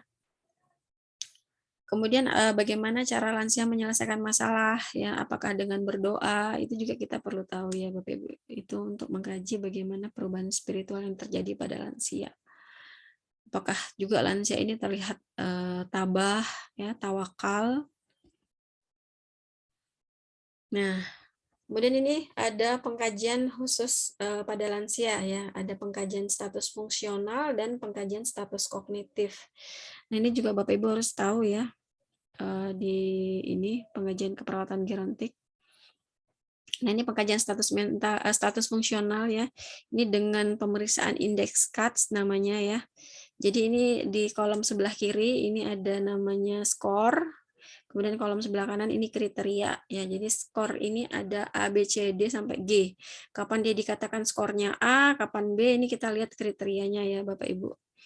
Jadi kalau dia skornya A, ini berarti untuk lansia yang aktif, ya Bapak Ibu. Artinya dia bisa melakukan segala aktivitasnya secara mandiri, ya. Mulai dari makan, ya, toiletingnya, BAB, BAK-nya secara mandiri, kemudian bisa menggunakan pakaian sendiri, pergi ke toilet sendiri, berpindah, ya mungkin dari duduk, berdiri, berjalan, ya, ke kamar mandi juga sendiri. Mandinya juga sendiri, ya. Itu skornya A. Nah, kalau skornya B bagaimana? Ya, dia mandiri, ya. Ini ada 5 item, ya Bapak Ibu, 1, 2, 3, 4, 5 gitu, ya. Nah, dia mandiri kelima tadi, tapi ada satu, ya, dari 5 tadi ini ada salah satu fungsi dari yang di atas ini, yang 5 ini dia mengalami masalah, ya, atau dia tidak bisa melakukan secara mandiri, ya. Itu dikatakan skornya B. Kemudian skornya C, ya, kapan dikatakan skornya C? Kalau dia ada 2, ya, berarti dia mandiri kecuali mandi. Jadi pasiennya tidak bisa mandi sendiri, mandinya dibantu, kemudian plus 1 dari salah satu fungsi di atas dia nggak bisa. Kalau D, dia mandiri kecuali mandi, berpakaian, dan satu fungsi yang di atas. Skornya E, mandiri kecuali mandi, berpakaian, toilet, plus satu fungsi lagi di atas, ya. Mandiri, dikatakan F, dia mandiri kecuali mandi, berpakaian. Dia nggak bisa mandi, nggak bisa berpakaian sendiri, nggak bisa ke toilet, nggak bisa berpindah, ya. Dan satu fungsi lagi di atas, berarti antara ini Bapak Ibu BAK sama makan. Kalau dia skornya G, dia ketergantungan secara penuh, ya. Jadi artinya dia di 5 fungsi di atas ini dia tidak bisa melakukan total secara mandiri. Kemudian lanjut di pengkajian status kognitif, ya. Tadi kan fungsional, sekarang kognitifnya. Ini ada 2, ya Bapak Ibu, ada SPMSQ, ya. Jadi Short Portable Mental Status Questionnaire. Kemudian MMSE, yaitu Mini Mental State Exam. Nah, yang ini SPMSQ-nya, jadi kita menilai fungsi intelektual dari lansia. Jadi dengan pertanyaan-pertanyaan yang sederhana, yang pendek, ya, short portable, ya, status mental questionnaire. Ya, jadi ini poinnya ada 10, ya, ada pertanyaannya ada 10, poinnya 10, ya. Jadi satu pertanyaan ini poinnya 1. Ya, jadi kalau dia benar 1, kalau dia salah ya berarti 0 gitu, ya Bapak Ibu, ya. Tanyakan fungsi intelektualnya. Sekarang hari ini tanggal berapa, ya. Hari apa sekarang, ya. Hari ini hari apa, Pak, gitu, ya. Apa nama tempat ini, Pak, ya. Di mana alamat Bapak sekarang, gitu, ya. Kalau dia bisa jawab berarti nilainya 1. Berapa umur Bapak sekarang, ya. Kapan Bapak lahir, ya. Kalau bisa dia nyebutin tanggal lahirnya, ya. Siapa presiden kita sekarang, Pak, gitu, ya. Kemudian presiden sebelumnya siapa? Bapak tahu tidak, gitu, ya. Siapa nama ibu Bapak, ya. Nama ibu kandungnya maksudnya, ya. Jadi harus bisa, lansia harus bisa tahu ibu kandungnya. Kalau tidak bisa jawab berarti nilainya 0. Kemudian kita minta pasiennya untuk mengurangi, ya, ada angka 20 dikurangi 3 berapa, Pak, gitu, ya. Kalau dia bisa jawab, tapi dia menjawabnya ini sampai habis, ya. Jadi 20 kurang 3 berapa, Pak? Misalnya 17. 17 kurang 3 berapa? Sampai habis, ya. Jadi kalau bisa mampu menjawab berarti nilainya 1. Kalau bisa mampu, misalnya dia menjawab setengah aja, ya berarti belum bisa, ya. Berarti dia 0. Nah, kalau dia hanya bisa menjawab 5, ya berarti dia mengalami gangguan intelektual sedang ya, sedang. Kalau dia hanya mampu menjawab 1, 2 atau bahkan tidak bisa menjawab, berarti dia mengalami gangguan fungsi intelektual berat ya. Kalau dia mampu menjawab 7, 8 ya, berarti dia masuk di kategori gangguan yang ringan. Nah, ini pengkajian selanjutnya ya yang masih berkaitan dengan intelektual. Ini ada MMSE ya, Mini Mental State Exam. Jadi kita menanyakan ini apa? Kita menanyakan ya. Jadi kita menguji aspek kognitif dari fungsi mental dari lansia. Ya, jadi aspek kognitifnya ini ada 5 di sini ya Bapak Ibu ya. Kolom sebelah kiri ini ada 5 ya. Ada orientasi, registrasi, perhatian dan kalkulasi, mengingat dan bahasa. Kemudian ini ada kolom nilainya ya. Jadi kalau dia mampu menjawab secara seluruh berarti nilainya 5. Tapi kalau dia bisa menjawab hanya tahunnya saja, musimnya saja berarti nilainya 2 ya.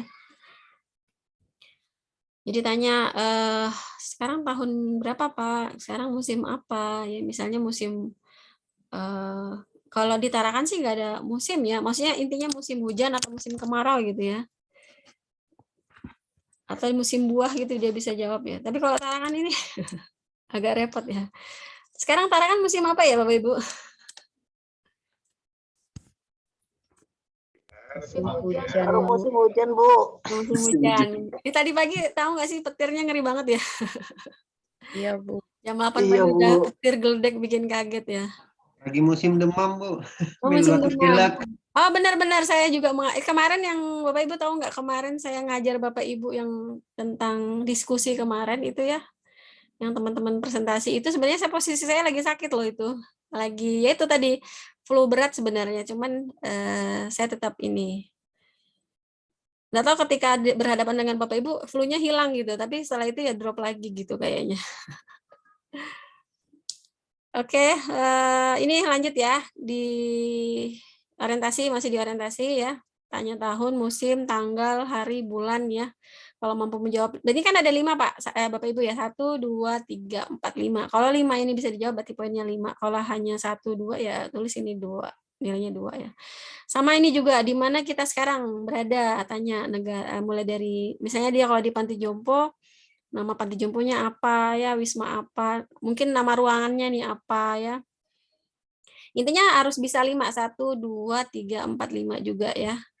Nanti mungkin kalau dia di rumah sakit berarti Bapak Ibu, atau mungkin dia lagi posisinya di rumah ketika Bapak Ibu mengkaji, mungkin kalau nanti Bapak Ibu profesi ya, lagi ngambil profesi nurse, Bapak Ibu pasti diletakkan di komunitas, nanti dapat mungkin di stase keperawatan keluarga dapat yang pasien dengan gerontik, terus Bapak Ibu mengkajinya pasien gerontik gitu ya. Jadi Bapak Ibu kreatif sendiri ya, mungkin bisa memposisikan nanti nanyanya apa, mungkin RT berapa, RW berapa, kelurahan apa gitu ya. Sampai ketemu 5 poin ini ya Bapak Ibu ya.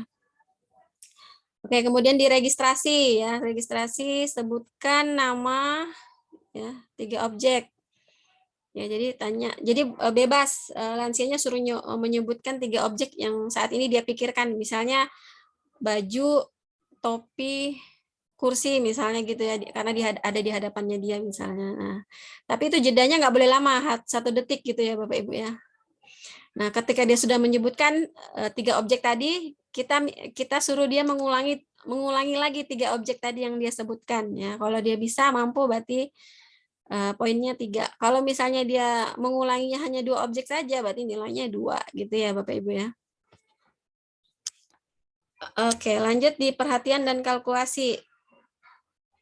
Nah, ini kita minta klien untuk mengurangi 7 ya. Jadi ada nilainya 100. 100 dikurangi 7 berapa Pak? Nah, itu sampai 5 kali. Misalnya dia mampu menjawab 93. 93 kurang 7 berapa Pak? 86. 86 kurang 7 berapa Pak? 79. Nah, kalau dia mampu menjawab sampai 5 kali, ya sampai 65 ini berarti nilainya 5. Ya, kalau dia hanya mampu menjawab sampai 72, kemudian pas ke 65 nih mungkin dia lagi mikir atau lama gitu ya jawabnya, berarti dia poinnya 4 gitu ya. Kemudian lanjut di mengingat ya. Nah, mengingat ini tadi kan si lansia udah nyebutin tuh 3 objek ya. Jadi kita ingat lagi di poin 2 nih registrasi. Tadi dia sudah menyebutkan 3 objek tadi. Nah, kita minta pasiennya untuk menyebutkan lagi 3 objek tadi. Ya, jadi itu aspek kognitif mengingat ya. Kalau dia mampu menyebut tiga-tiganya tadi ya, tadi apa tadi? Topi, baju, kursi gitu ya. Jadi kalau dia mampu berarti dia 3 juga di sini nilainya. Mengingat berarti untuk ingatan si lansia masih bagus ya. Bahasa. Nah, poinnya bahasa di sini ada 9. Jadi semua total ini 30 ya Bapak Ibu ya. Nah, kalau bahasa dia tunjukkan pada klien satu benda dan tanyakan apa nama benda itu gitu ya. Kemudian yang kedua kita minta klien untuk mengulang ya, mengulang kata berikut. Jadi kita minta pasien kita menyebut tidak ada, pasiennya bisa nggak bilang tidak ada, jika, dan, atau, tetapi. Nah, kalau bisa berarti masing-masing nilainya 1 poin. Jadi ini ada 5 ya, 1, 2, 3, 4. 4, 1, 2, 5 ya, 1, 2, 3, 4, 5 ya Bapak Ibu ya. Nah, kalau dia bisa menyebut berarti poinnya 5. Nah, kemudian minta klien untuk mengikuti 3 langkah ya.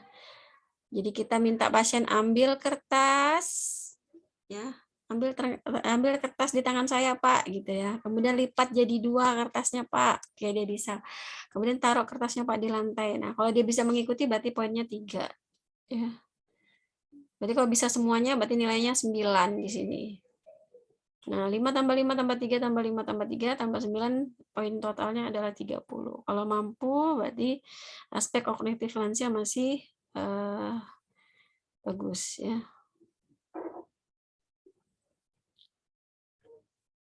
Oke, kita masuk di diagnosa keperawatan. Ya, diagnosa keperawatan ini menurut Nanda ya. Jadi diagnosa keperawatan adalah clinical judgment ya yang berfokus pada respon manusia terhadap kondisi kesehatan atau proses kehidupan ya atau kerentanan baik pada individu, keluarga, kelompok atau komunitas ya. Jadi berdasarkan pengertian tadi diagnosis dari keperawatan gerontik itu sendiri adalah keputusan klinis ya yang berfokus pada respon lansia. Jadi keputusan klinisnya berdasarkan respon dari lansia tersebut ya Bapak Ibu. Terhadap kondisi kesehatan atau kerentanan tubuh dari lansia tadi sebagai dia sebagai individu ya lansia itu sebagai individu sebagai keluarga maupun sebagai kelompok ya kalau kelompok itu berarti dia di ini ya Bapak Ibu di panti jompo itu ya. Nah ini kategori diagnosa keperawatan ada tipe aktual, risiko ya kesejahteraan, sindrom. Nah ini Bapak Ibu pasti udah tahu ya. Nah ini beberapa contoh yang saya dapat juga dari SDKI ya, diagnosa keperawatan gerontik yang mungkin bisa muncul lansia sebagai individu. Ya, untuk kategori aktual ini ada ketidakseimbangan nutrisi, ya kurang dari kebutuhan tubuh, gangguan pola napas, gangguan pola tidur. Kemudian kalau kategori risiko ada risiko ketidakseimbangan cairan, risiko ketidakseimbangan elektrolit, ya, risiko defisit nutrisi, risiko intoleransi aktivitas. Kalau promosi kesehatan ini ada kesiapan peningkatan nutrisi, kesiapan peningkatan keseimbangan cairan, ya, kesiapan peningkatan eliminasi urin, kesiapan peningkatan tidur. Nah, kalau untuk diagnosa sindrom, ya untuk di SDKU ini cuman SDKI ini ada satu aja ya Bapak Ibu ya. Jadi saya ambil aja ini sindrom pasca trauma ya. Bisa jadi sih terjadi pada lansia ya sindrom pasca trauma. Nanti disesuaikan dengan lansianya. Kemudian ini diagnosa keperawatan gerontik untuk lansia yang di keluarga ya. Nah ini untuk aktualnya nih saya dapat juga di SDKI ya. Jadi ada nih diagnosa manajemen kesehatan keluarga tidak efektif. Ada ya. Kemudian gangguan proses keluarga, ada ketidakmampuan coping keluarga, kemudian penurunan coping keluarga. Nah untuk kategori risiko untuk di SDKI ini saya cari nggak ada ya Bapak Ibu. Jadi ini yang makanya sengaja saya merahin ini bukan dari SDKI ya. Jadi ini dari sebelum SDKI itu ada ya. Jadi ada Ini diagnosa lama ya Bapak Ibu ya, jadi kayak resiko terjadinya disfungsi keluarga ya, keluarga Bapak S. Ini kan masih ingat ya Bapak Ibu ya. Dulu kita pakainya gini, tapi sekarang udah nggak ada. Jadi diagnosa keperawatan risiko itu nggak ada ya. Kemudian untuk promosi kesehatan nih ada ya, ada. Jadi di SDKI ada nih, kesiapan peningkatan proses keluarga ada ya, kesiapan peningkatan coping keluarga. Nah, ini yang di lansia di kelompok ya. Kalau kategori aktual ada nih defisit kesehatan komunitas ya. Kalau untuk kategori risikonya ini nggak ada ya Bapak Ibu ya di SDKI, ini diagnosa lama ini ya. Kemudian untuk perencanaan, jadi perencanaan ini suatu proses penyusunan berbagai intervensi keperawatan yang berguna untuk mencegah ya, menurunkan atau mengurangi masalah-masalah yang terjadi pada lansia ya Bapak Ibu. Ya, untuk ini ada beberapa pendapat untuk menentukan urutan prioritas ya, ada berdasarkan tingkat kegawatan ya mengancam jiwa, kemudian ada yang berdasarkan kebutuhan Maslow. Nah, yang kalau mengancam jiwa ini ada 3 ya, tinggi, sedang, rendah. Nah, kalau yang kebutuhan Maslow tuh ini ya, jadi berdasarkan kebutuhan fisiologis, keamanan dan keselamatan, kebutuhan mencintai dan cintai ya, kebutuhan harga diri, dan kebutuhan aktualisasi.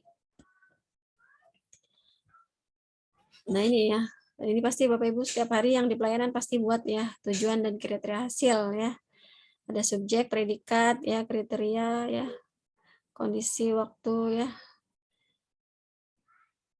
Ya jadi kalau S itu perilaku lansia yang diamati ya, predikatnya kondisi yang melengkapi lansia, kriterianya ada kata kerja yang dapat diukur ya, atau untuk menentukan tercapainya tujuan ya. Kondisinya ya sesuai dengan sesuatu yang menyebabkan asuhan itu diberikan, waktunya ya sesuai dengan keinginan yang kita capai ya Bapak Ibu. Suara saya masih jelas ya? Jelas, Bu. Oke. Nah ini kemudian ada gangguan pemenuhan kebutuhan nutrisi ya, gangguan keamanan dan keselamatan tadi ya. Ini ada tindakan mencegah kecelakaan ya. Ya jadi kita anjurkan lansia menggunakan alat bantu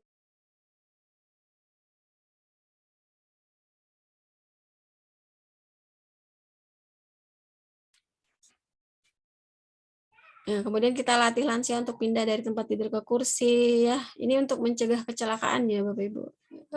Membiasakan menggunakan pengamanan di tempat tidur ya jika lansia itu tidur ya.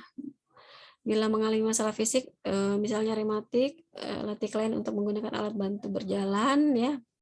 Bantu klien ke kamar mandi terutama untuk lansia yang menggunakan obat penenang diuretik. Anjurkan lansia ini memakai kacamata jika dia berjalan atau melakukan sesuatu ya. Usahakan ada yang menemani jika bepergian ya. Kemudian tempatkan lansia di ruangan yang mudah dijangkau.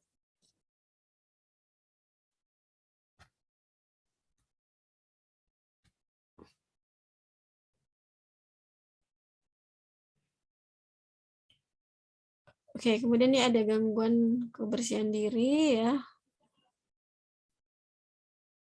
Nah, ini kemudian ada rencananya ya, nanti silakan Bapak Ibu baca ya. Nah, ini masuk di tindakan. Ya, jadi kalau tindakan berarti dia realisasi dari rencana yang sudah kita tentukan ya untuk mencapai tujuan yang telah ditetapkan. Ya, itulah pelaksanaan ya, strategi untuk mempertahankan kebutuhan strategi untuk mempertahankan kebutuhan aktivitas pada lansia ya, bisa latihan atau olahraga ya, terapi aktivitas kelompok, kemudian latihan kognitif ya Bapak Ibu, untuk ini strategi untuk kebutuhan aktivitas pada lansia. Oke, kita sampai di evaluasi ya. Jadi evaluasi itu adalah penilaian ya, penilaian keperawatan ya. Nah, jadi kita mengukur keberhasilan dari rencana dan pelaksanaan tindakan keperawatan yang dilakukan untuk memenuhi kebutuhan lansia ya. Nah, ini ada beberapa kegiatan yang harus diikuti oleh perawat, antara lain mengkaji ulang tujuan yang sudah kita buat tadi dan kriteria hasil yang telah ditetapkan, kemudian mengumpulkan data yang berhubungan dengan hasil yang diharapkan, ya, mengukur pencapaian tujuan, dan mencatat keputusan atau hasil pengukuran mencapai tujuan. Kemudian yang kelima, kita melakukan revisi, ya, atau bisa jadi kita memodifikasi terhadap rencana keperawatan yang jika diperlukan. Nah, ini manfaat dalam evaluasi keperawatan, ya. Jadi pertama, kenapa kita harus melakukan evaluasi, ya? Jadi untuk menentukan perkembangan kesehatan lansia, ya, karena kita lansia ya pasiennya, menilai efektivitas, efisiensi dari asuhan yang kita berikan, ya, produktivitasnya juga, menilai pelaksanaan asuhan keperawatan, sebagai umpan balik untuk memperbaiki apa yang sudah kita susun, ya, siklusnya baru dalam proses keperawatan. Kemudian untuk menunjang tanggung gugat, ya, dan tanggung jawab dalam melaksanakan proses keperawatan. Nah, ini ada jenis evaluasi menurut Ziegler. Ada 3, ya, ada evaluasi struktur, evaluasi proses, dan evaluasi hasil. Nah, ini contoh evaluasi, ya, Bapak Ibu pasti sudah tahu, ya. Ada subjek, objek, analis, dan planning selanjutnya. Nah, ini referensi yang saya dari awal tentang keperawatan gerontik, ya, dari awal sampai sini, ya, saya ambil dari punyanya Kemenkes, ya, modul dan bahan ajar keperawatan gerontik, ya, penulisnya ada Khalifah 2016. Oke, terima kasih Bapak Ibu atas perhatiannya. Suara saya mulai mengecil, ya, mulai habis kali suaranya.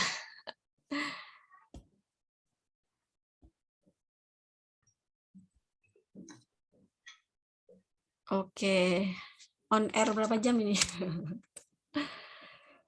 Oke, Bapak Ibu, silakan. Demikianlah 2 materi yang saya sampaikan tentang komunikasi terapeutik pada lansia, ya. Yang kedua tentang keperawatan gerontik. Silakan Bapak Ibu kalau ada yang mau sharing, diskusi, silakan.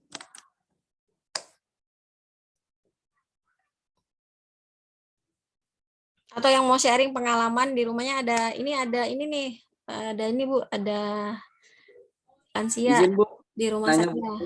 Ya, silakan. Ya Bu. Tadi kan sempat dengar tentang terapi kognitif. Kan ini sempat ada tugas, ya. Bukan menanya tugasnya sih, enggak. Cuma maksud saya untuk penilaian diri negatif itu apa termasuk di penilaian kognitif atau bukan, ya? Soalnya kan terapi kognitif beda sendiri dengan misalkan untuk pengalihan atau dari pikiran negatif ke positif itu kan ada juga namanya talk stopping, ya Bu. Apakah itu termasuk di terapi kognitif atau bukan, ya Bu?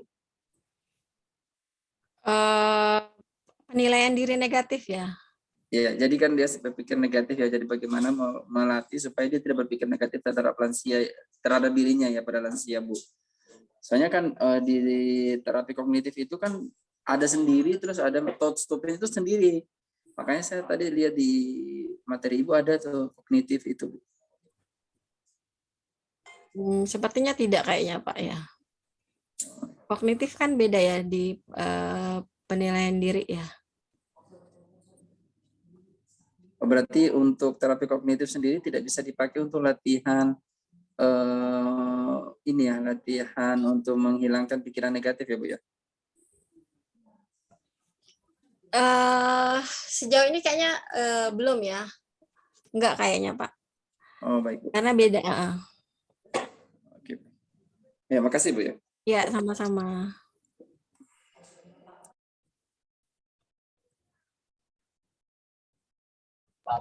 Izin Bu.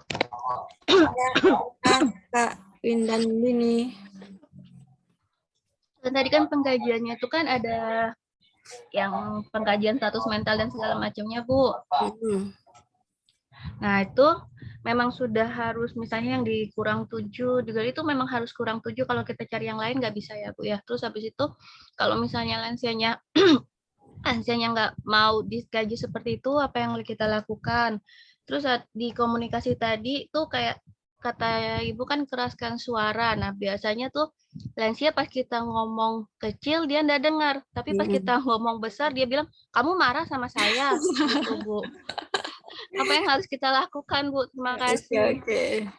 Baik, terima kasih pertanyaannya Kak Windan ini. Ada 3 kayaknya ya pertanyaannya. Yang pertama, eh, apa tadi? Apa tadi Kak yang pertama? Kurang kalau misalnya itu memang sudah yang kurang 7, kurang Iya, itu kurang memang 7. apa kita harus ganti? Ya, kalau kurang 7 itu memang udah ini kayak udah baku ya, jadi nggak bisa kita tawar-menawar ya. Jadi memang udah paten ya, udah dijadikan hak paten ya. Karena itu udah diuji, jadi memang sudah itu aturannya ya, harus dikurangi 7. Kenapa harus 7 ya? Karena memang udah diteliti lah, ya udah paten ya. Kemudian kalau yang kedua tadi apa tadi ya? Kalau misalnya lansia nggak bisa udah marah duluan kan itu ada status mental dan segala macamnya tuh kan nyuruh ini nyuruh itu terus dia marah tuh kan biasanya lansia kan kayak gitu tuh. Kalau apa kamu nyuruh saya gitu. Itu seperti apa? Maksudnya seperti apa sikap kita gitu ya? Iya Bu, apa itu pengkajiannya bisa di skip atau seperti apa? Oh iya ya tadi kalau berkaitan dengan yang angka tadi itu ya, kalau misalnya pasien menolak, berarti dia tidak bisa melakukan ya. Kalau ada penolakan berarti 0 ya. Berarti ada penolakan. Ya, jadi nanti dicoba lagi next berikutnya. Jadi untuk saat pengkajian saat ini berarti ada penolakan, berarti kita lewati dulu ya, berarti nilainya 0 gitu. Tapi dilihat lagi yang atasnya dia bisa nggak melakukan, berarti dia ada gangguan di kognitifnya gitu ya. Atau menolaknya ada hal apa, misalnya lagi mungkin emosinya lagi kurang labil, berarti mungkin bisa kita pending nanti dicoba lagi gitu ya Kak ya. Jadi itu Baik, Bu. bagian dari gangguan komunikasi. Jadi tadi sudah saya sampaikan. Jadi kalau ada gangguan komunikasi jangan kita simpulkan bahwa itu pasiennya tidak kooperatif ya. Bisa jadi itu gangguan komunikasinya tadi karena ada masalah ya dari lansianya ya, masalah fisiknya atau psikologisnya ya. Masalah ya kalau fisiknya kan tadi ada dari masalah neurologinya Kak atau masalah fisik mungkin ada yang dialami, ada yang dirasakan. Makanya kita kaji dulu ya apa yang dirasakan bermakna dari lansianya. Kalau ada masalah sehingga kita tidak bisa melakukan pengkajian secara tepat, jadi kita bisa pending dulu. Nanti ketika lansia itu tenang, bisa diajak bicara secara baik-baik, baru kita bisa lakukan lagi untuk pengkajian ininya ya gitu ya Kak ya.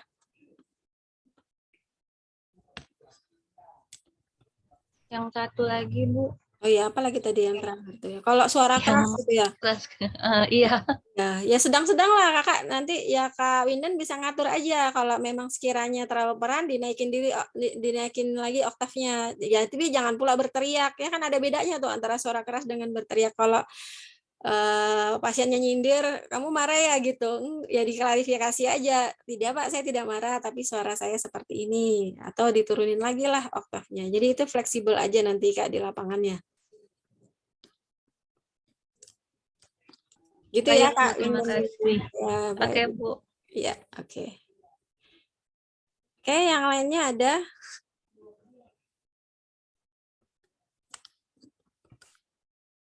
Mungkin sedikit sharing kali Bu ya. Oh iya. Oh iya, kita ada Bu Sri. Ya, ada Kak Fitri. Tunggu ya Kak Fitri ya. Silakan. Ya kadang-kala kan kita ini kalau di pelayanan ini mungkin kita berkaitan dengan lansia banyak sih ya. Cuma kadang-kala kita ini agak susah pada saat kita menentukan saat lansia mengurus SIM, memperpanjangan. Nah itu kadang-kala kan kita ada dilema ya, sementara satu sisi mungkin penglihatan juga sudah berkurang, kemudian juga kemampuan seperti ini, tapi kadang-kala juga tetap saya mau memperpanjang SIM. Nah kadang-kala kita untuk menyikapinya. Sementara pada dasarnya sih sudah mulai tidak layak untuk diberikan SIM. Jadi kadang-kadang kita dengan catatan seperti pada saat kita mungkin di layanan umum poli lansia ya. Iya. Seperti itu kadang-kadang ada dilema mau kita bilang Ibu Bapak mohon maaf ini tidak bisa kita berikan surat keterangan bahwa Bapak dalam kondisi bisa untuk mendapatkan SIM, sementara Mau kita bilang seperti itu, tidak ada lagi yang siapa yang akan berjalan. Misalnya, kalau saya tidak punya SIM, gimana saya mau kerja, istilahnya mau gini begini dan lain-lainnya. Mungkin ada pengalaman teman-teman yang lain bagaimana cara menyikapinya, ya. Terus bagaimana posisi kita dengan memberikan surat tersebut, Bu? Terima kasih. Oh iya ya dilema juga ya Bu Sri ya kalau ya tapi kita kalau mau tegas ya bisa juga ini sesuai aturan gitu aturannya seperti ini Pak gimana coba Bapak kasih solusi ke saya kalau aturannya seperti ini mungkin kita balikan aja ke ini kita aja sharing gitu ya ke lansianya sudah ada aturan seperti ini gitu dan saya hanya yang apa ya yang melaksana ya kan Ibu sebagai tim pelaksana ya yang membuat aturan kan sudah ada gitu jadi saya hanya tim pelaksana dan saya tidak berani untuk melanggar mungkin mengeluarkan bahasa seperti itu juga kali ya dan jangan penyampaiannya juga ya tetap santun gitu Bu ya tetap dengan suara lembut halus sehingga si lansianya mau menerima dengan baik gitu aja kali ya Bu ya Karena memang dilema sih Bu mau iya, kita betul. mengeluarkan tidak akhirnya gimana Bu akhirnya diberikan aja izin dengan catatan sih biasanya dengan catatan bahwa namanya ada harus memakai kacamata gitu ya. Jadi, Kira-kira kalau dari aturannya ada nggak diperbolehkan tapi dengan menggunakan alat bantu gitu? Dari aturannya ada nggak? Kalau selama ini sih tetap tidak ada masalah pada saat mereka mengurus cuma kadang-kala kan kita lihat dengan kondisi yang mungkin untuk berjalan saja mungkin dia harus dengan bantuan seperti itu. Kemudian apalagi kalau dengan menggunakan mobil gitu Kak Bu ya. Kadang kan kalau ini mungkin pelan gimana ya kita jadi dagdikduder juga pada saat dengan dokternya juga bagaimana ya tinggal sarannya aja sih mungkin dengan yang bersangkutan. Terus gimana kalau bukan lansia gitu ya Bu ya? Kalau dia bukan lansia tapi dia ada gangguan penglihatan, mungkin dia minus berapa gitu kan dia menggunakan alat bantu juga tuh, itu diizinkan nggak? Biasanya dengan catatan Bu, kalau di situ dilampirkan dengan catatan minusnya berapa segala macam itu bisa. Nanti tinggal dari kantor polisi apakah mereka layak untuk mengeluarkan. Berarti boleh dong sama dengan lansia ya, kan hanya masalah usia, tapi sama-sama ada kekurangan di penglihatan ya. Berarti aturannya kan sama aja berarti Bu ya. Apa memang di aturannya ada batasan lansia, misalnya 60 tahun nggak boleh punya SIM gitu, ada nggak? Selama ini belum ada yang seperti itu, jadi mereka hanya memperpanjang karena bukan membuat baru. Mungkin kalau membuat baru jadi ada, tapi kalau memperpanjang, nah ini masalahnya. Nah, jadi paling hanya dengan catatan bahwa sudah lanjut dia penglihatan. Berarti boleh ya Bu, meskipun lansia, kemudian dia ada gangguan penglihatan, boleh ya diizinkan, tapi dengan catatan tadi kan ya? Dengan catatan, iya. Dengan menggunakan alat bantu, iya oke. Terima kasih banyak Bu Sri Nurti Lawati atas ini sharingnya ya. Berkaitan dengan lansia yang mengalami gangguan akhirnya dilema dengan komunikasi dengan lansia bagaimana dengan izinnya gitu ya. Akhirnya ya diizinkan aja ya Bu ya. Enggak diizinkan sih sebenarnya Bu, cuma enggak. Tapi kan secara aturan enggak ada tuh Bu. Tapi kan ada catatan aja gitu kan. Dengan catatan biasanya ada catatan dokternya nanti di situ. Nah, iya. Oke.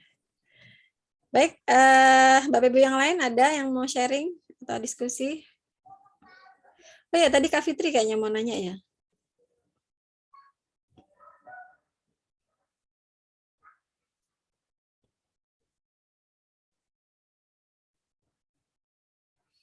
Nggak jadi ya Kak Fitri. Oke Bapak Ibu, kalau tidak ada yang mau didiskusikan, saya akhiri kuliah kita sore ini. Mohon maaf bila ada kekurangan ya. Terima kasih atas perhatiannya, semoga bermanfaat ya buat kita semuanya. Sebenarnya nanti manfaatnya Bapak Ibu ketika profesi nanti ya, untuk askep gitu ya. Karena Bapak Ibu kuliah nggak buat askep, tapi buat askep untuk lansianya nanti, gerontik nanti di profesi, nanti di nurse ya. Selama di stase komunitas di bagian gerontik ya. Selama 1 tahun nanti profesinya. Mudah-mudahan setahun ya Bapak Ibu, tapi soalnya dengar isu profesi nanti 2 tahun. Ya sama kayak koas gitu ya, 2 tahun ya. Oke, baik Bapak Ibu. Kak Hadi nggak mau nanya, Kak Hadi diem aja. Tapi Kak Adi sudah nggak diteratai, jadi males nanya ya. Tadi kan lansia tadi kaitannya banyak di ini nih. Di psikologis ya. Apa Kak? Nggak ada, Bu. Nggak ada ya, oke baik. Kalau tidak ada lagi, saya akhiri ya Bapak Ibu. Selamat sore semuanya dan Assalamualaikum warahmatullahi wabarakatuh. Waalaikumsalam. Waalaikumsalam warahmatullahi wabarakatuh. Terima kasih Bu. Ya, sama-sama Bapak Ibu semuanya. Saya izin live ya. Saya end meeting ya.